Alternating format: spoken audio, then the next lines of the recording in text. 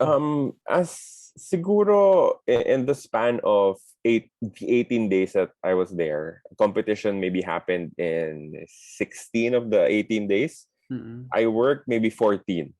Oh. So there will be breaks. There will be times na wala kang assignment because wala kang kailangan talagang gawin. And marami naman kami, aside from me and Sir Sev, there were a couple of commentators from the UK. There was one from Singapore and there were two from Australia. So marami naman kaming magde-divide between the jobs. And then as the days went on, pabawas ng pabawas yung kailangan mong gawin because sabi ko sa'yo kanina, kunwari yung badminton, it started with 4 courts. And then after the group stage, magiging dalawa na lang yan. So, di ba, mababawasan na yung kailangan mong gawin. But it was very challenging. Kasi nga, ang dami ng pre-work na kailangan mong gawin. For me, for example, in the last 4 days of the Olympics, I had to do wrestling. I had to do one session of wrestling. So that's from 11 a.m. to 2 p.m. every day yon. But even if you're just working for 3 hours, the preparation for those 3 hours would be like 4 hours the night before, 5 hours the night before. So it's basically a whole working day, diba? Parang 8 hours, 9 hours ka magtatrabaho, 6 hours to prepare, and then 3 hours to just do that work.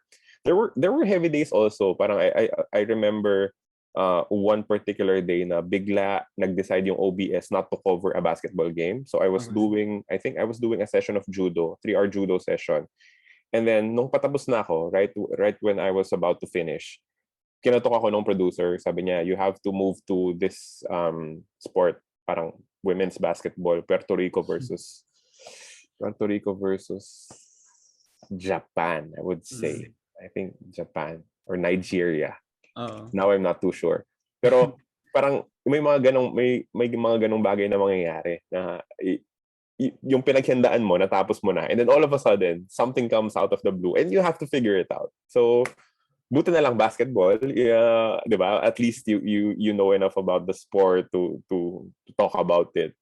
But ganun talaga eh. You have to be ready. Yeah, that's one of the bigger challenges in covering the Olympics because you don't know what will land on your lap.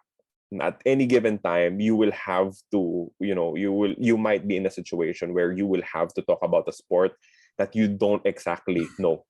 Diba? Parang that's the challenge of it. I mean, hindi ka naman nila itutulak dun sa sport na wala ka talagang alam. Like, they won't push me into sailing. Kasi magkakalat ako eh, di ba? Parang hindi ko pwedeng i-commentate yan. I know nothing about it.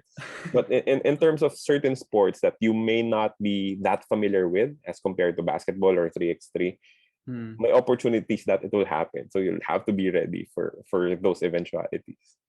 Yeah. You also mentioned nga na madaming ang kakaibang nangyari din sa Japan when you were there kasi syempre, mayroon pa rin pandemic, hindi pa rin tapos yung COVID-19 na effect. So, I wanted to ask lang, ano yung differences of having the Olympics this year compared to the previous years? And syempre, walang crowd, yun yung obvious. And syempre, yung not all the reporters or the media members can just go to the players siguro like normal competitions or normal tournaments. So for you, ano yung talagang kakaibang difference na talagang really stuck to you pero you were still able to overcome it and naka-adjust naman kayo lahat in terms of covering the Olympics?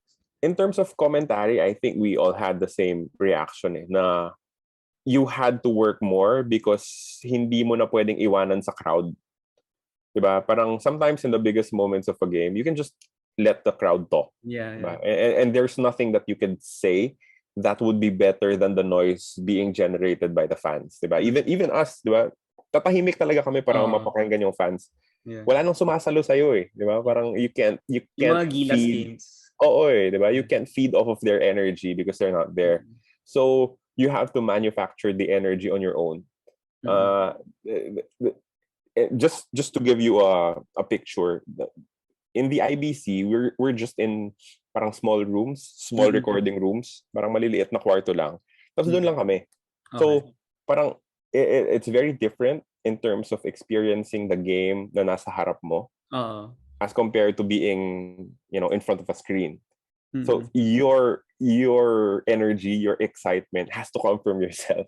na kailangan mo siyang i-manufacture, di ba? Parang you have to be excited about what you're presenting because if tinatamad ka dun sa pinapanood mo, then the fans will know it. And the viewers will also not be excited with what they're watching. So you have to keep your energy up. You have to find a way, even without the crowd, to bring the energy, bring the excitement into the match or into the game.